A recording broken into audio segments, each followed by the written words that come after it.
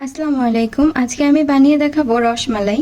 এর জন্য 1 লিটার দুধে হাফ কাপ গুঁড়া দুধ মিশিয়ে একটা বলক তুলে নিব। এরপর 1 কাপ পানি 2 টেবিল স্পুন ভিনেগার মিশিয়ে ধীরে ধীরে দুধে মিশিয়ে দিতে হবে।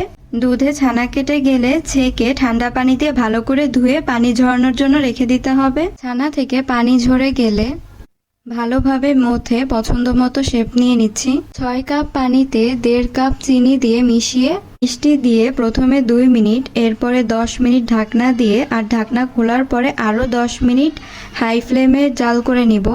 মালাই তৈরি করার জন্য নিয়ে নিচ্ছি 3 কাপ দুধ, 3 টেবিল চামচ পরিমাণ চিনির ক্যারামেল করে দিয়ে দিচ্ছি। মিষ্টিগুলোকে শিরা থেকে উঠিয়ে হালকা চেপে নিয়ে মালাইয়ে দিয়ে দিব। 5 মিনিট হাই হিটে জাল করে নিব। এরপর মিষ্টিগুলোকে উঠিয়ে মালাইয়ে 3 টেবিল চামচ চিনি দিয়ে দিচ্ছি আর ঘন করে নিব। মালাইটা ঘন হয়ে গেলে মিষ্টিতে দিয়ে দিলেই আমাদের মিষ্টি রেডি।